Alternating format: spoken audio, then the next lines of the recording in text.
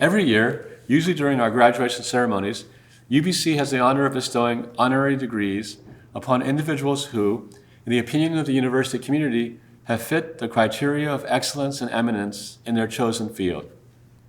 Lawrence Hill exemplifies these characteristics, and it is our pleasure to grant him an honorary degree. Lawrence Hill is one of the most recognized authors in modern Canadian literature, a son of American immigrants, a black father, and a white mother. He grew up in the predominantly white suburb of Don Mills, Ontario, in the 60s, and was influenced by their work in the human rights movement. His first two novels were Some Great Thing and Any Known Blood, and his first nonfiction work to attract national attention was the memoir Blackberry, Sweet Juice, on being black and white in Canada.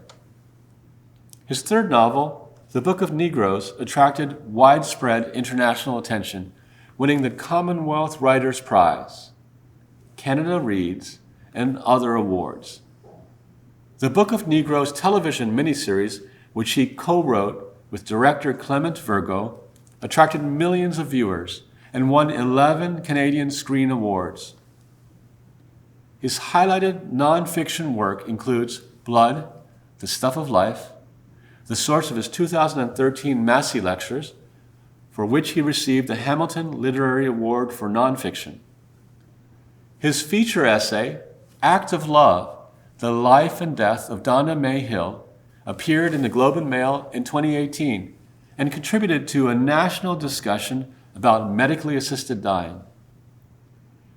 He is an honorary patron of Crossroads International and has volunteered with the Black Loyalist Heritage Society, book clubs for inmates, Project Bookmark Canada, the Ontario Black History Society, and the Writers' Union of Canada. He has an undergraduate degree in economics from Laval University and a master's in writing from Johns Hopkins University. Currently a professor of creative writing at the University of Guelph, he has received 9 honorary degrees and numerous awards and citations, including his appointment in 2015 to the Order of Canada. In recognition of his achievements as an author and for his contributions to exploration of subjects concerning race and identity in Canada, we are pleased to confer the degree Doctor of Letters, honoris causa, upon Lawrence Arthur Hill. It now gives me great pleasure to ask Dr. Hill to say a few words. Chancellor Point, President Ono, faculty, students, and all, thank you so much for this wonderful honor. I'm touched to receive this honorary degree, especially because of my personal ties to UBC. I came to study at UBC in 1975 and completed 2 rich and wonderful years of undergraduate work there. I wrote for the UBC. I also ran with the track and cross country team, so I admit to associating your endowment trails with my cardiovascular pain. My son, Andrew Hill, and wife, Miranda Hill, are both graduates of UBC. And I've had the honor of being invited back to campus to speak several times over the years. So thank you again. Today, I wish to congratulate and address the graduates and to say that I stand here to applaud you as you've completed a major step in your studies. Few things are more rewarding than to set a demanding long-term goal, achieving a university degree, and then to go out and do it. You don't need me to tell you that we live in challenging and difficult times. We're coping with a pandemic that has taken more than 1.1 million lives globally and nearly 10,000 in this country. We face global warming and environmental destruction of unprecedented proportions and find ourselves wondering what disaster will strike next. We're living in an incredibly polarized time politically in this country, on this continent, and around the world. Democracy itself is at risk in the land of our neighbors to the south. And we in Canada remain profoundly influenced and affected by events in the United States. As far as racial inequality goes, it seems that while we've taken some steps forward in the last 50 years, we've also regressed in many ways. We've witnessed not just ongoing systemic discrimination, but also egregious violence against Black and Indigenous people, often carried out by police forces and other arms of the state in Canada and elsewhere. Like every major public institution in this country, UBC itself has faced its own issues of racism and sexism historically and continues to face them today.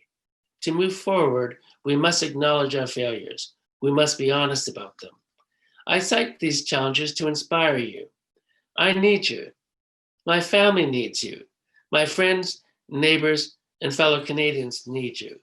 We need your passion, intelligence, education, and moral fiber to make this a better world for ourselves, our children, and those who follow. As a writer, a university professor, a father, and a friend, I'm so inspired by the potential and the social engagement of today's university graduates. I can't tell you what to do. You know best your own passions and how to channel them.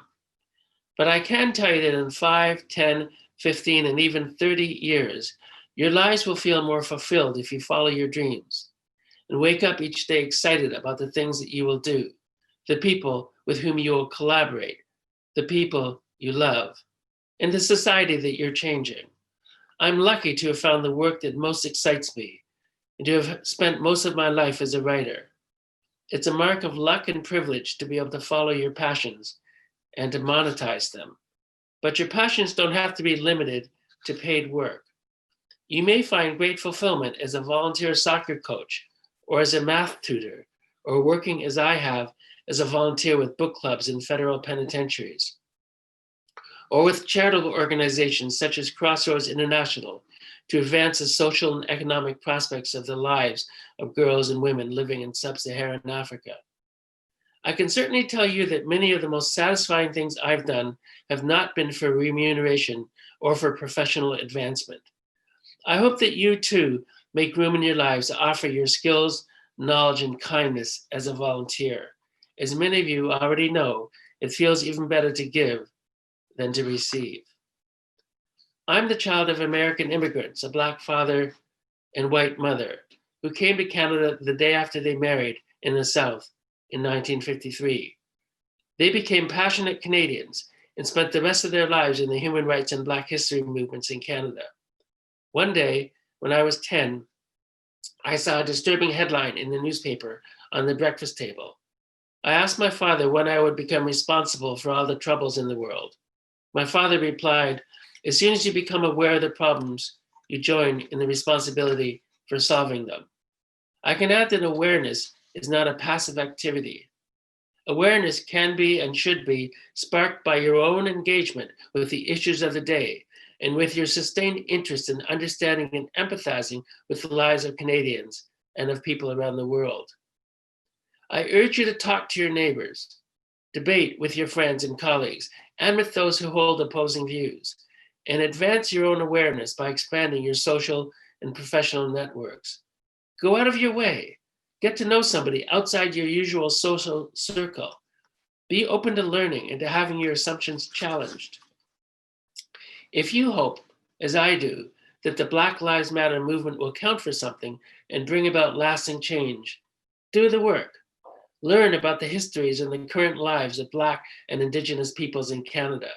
Consider ways that you can make a concrete difference in your own communities. As a writer, I know that there is no single way to write a book. Each writer will create their own book, or hopefully many books on many topics. As a person, and as a recent graduate of the University of British Columbia, there is no single way for you to act. You will create your own paths, follow your own passions, apply your own intelligence, training, values, and compassion to contributing to the betterment of this country and the world. I'm counting on you. We're all counting on you.